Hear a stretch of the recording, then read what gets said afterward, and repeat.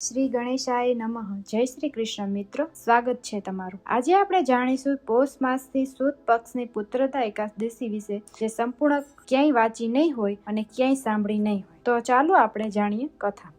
ભગવાન શ્રી કૃષ્ણએ કહ્યું, રાજન, પોષ મહિનાના શુક્લ પક્ષની જે એકાદશી છે એનું નામ પુત્રદા છે. પુત્રદા એકાદશીના દિવસે નામ મંત્રનું ઉચ્ચારણ કરી ફળો દ્વારા શ્રી હરિનું પૂજન કરો. શ્રીફળ, સોપારી, લીંબુ, દાડમ, લવિંગ વિશેષ રૂપે કરીને દેવને શ્રી હરિની પૂજા કરવી જોઈએ. એવી જ રીતે ધૂપ દીપથી શ્રી હરિની અર્ચના કરવી. પુત્રદા એકાદશીના દિવસે વિશેષ રૂપે દીપદાન કરવાનું વિધાન છે. રાત્રે વૈષ્ણવ પુરુષો સાથે જાગરણ કરવું જોઈએ અને જાગરણ કરનારને એ ફળ મળે છે જે ફળ હજારો વર્ષની તપસ્યા કરવાથી પણ નથી મળતું.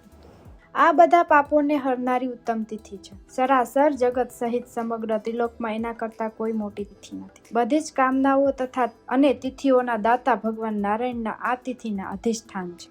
પૂર્વકાળની વાત છે. ભદ્રાવતીપુરીમાં રાજા સુકેતુમાન રાજ્ય કરતા હતા અને એમની રાણીનું નામ ચંપા હતું. રાજનને ત્યાં ઘણા સમયથી વંશ ચલાવનાર પુત્રની પ્રાપ્તિ થતી ન હતી. આથી પતિ પત્ની હંમેશા ચિંતા અને શોકમાં ડૂબેલા રહેતા હતા. રાજાના પિતૃઓ એમના આપેલ જળને એકી શ્વાસથી ગરમ કરીને પીતા. રાજા પછી એવું કોઈ નથી દેખાતું જે અમારું તર્પણ કરે, આમ વિચારીને પિતૃઓ શોકમાં રહેતા હતા. એક દિવસ રાજા ઘોડા પર સવાર થઈને ઘોર જંગલમાં ચાલ્યા ગયા. પુરોહિત વગેરે કોઈને આ વાતની ખબર ન હતી. મૃગ અને પક્ષીવાળા એ ઘોર જંગલમાં રાજા ભ્રમણ કરવા લાગ્યા. માર્ગમાં ક્યાંય શિયાળનો અવાજ સંભળાતો હતો તો ક્યાંય ઘુવડનો. જ્યાં ત્યાં રીછો અને મૃગો દ્રષ્ટિગોચર થઈ રહ્યા હતા.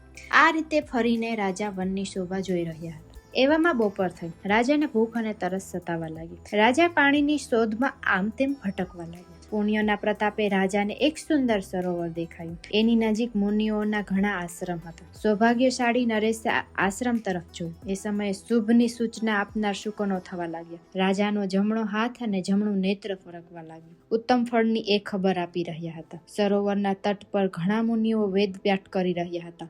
એમને જોઈને રાજાને ઘણો હર્ષ થયો. તેઓ ઘોડા પરથી ઉતરીને મુનિઓ પાસે ઉભા રહી ગયા અને અનેક પ્રકારે મુનિઓની વંદના કરવા લાગ્યા.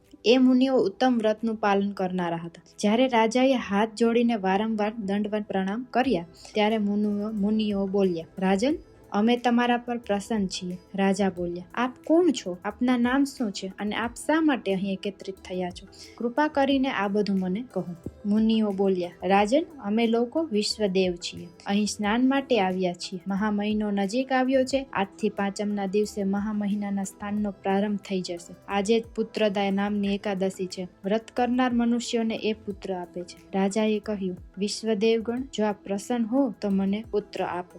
મુનિઓ બોલ્યા, રાજન, આજના જ દિવસે પુત્રદા નામની એકાદશી છે. એનું વ્રત ઘણું જ પ્રખ્યાત છે. તમે આજે આ ઉત્તમ વ્રત કરો. મહારાજ ભગવાન કેશવના પ્રસાદથી તમારે ત્યાં જરૂર પુત્ર થશે. ભગવાન શ્રી કૃષ્ણ કહે છે. આ પ્રમાણે એ મુનિઓના કહેવાથી રાજાએ ઉત્તમ વ્રત કર્યું. મહર્ષિઓના ઉપદેશ અનુસાર વિધિપૂર્વક પુત્રદા એકાદશીની વ્રત કર્યું. પછી બારસના દિવસે પારણા કરીને મુનિઓના ચરણોમાં વારંવાર મસ્તક ઝુકાવીને રાજા પોતાના ઘરે આવ્યા. ત્યારબાદ રાણીએ ગર્ભ ધારણ કર્યું. પ્રસવનો સમય આવતા રાજાને ત્યાં તેજસ્વી પુત્રની પ્રાપ્તિ થઈ. એણે પોતાના ગુણોથી પિતાને સંતુષ્ટ કરી દીધા. એ પ્રજાનો પાલક બન્યો. પુત્રદા એકાદશીનું ઉત્તમ વ્રત જરૂર કરવું જોઈએ. મેં લોકોના હિત ખાતર એનું વર્ણન તમારી સમક્ષ કર્યું છે. જે મનુષ્ય એકાગ્ર ચિત્તે પુત્રદા એકાદશીનું વ્રત કરે છે એ આ લોકમાં પુત્ર પ્રાપ્ત કરીને મૃત્યુ પછી સ્વર્ગ પ્રાપ્ત કરે છે. આ મહાત્મયને વાંચવાથી અને સાંભળવાથી અગ્નિહોમ યજ્ઞનું ફળ મળે છે.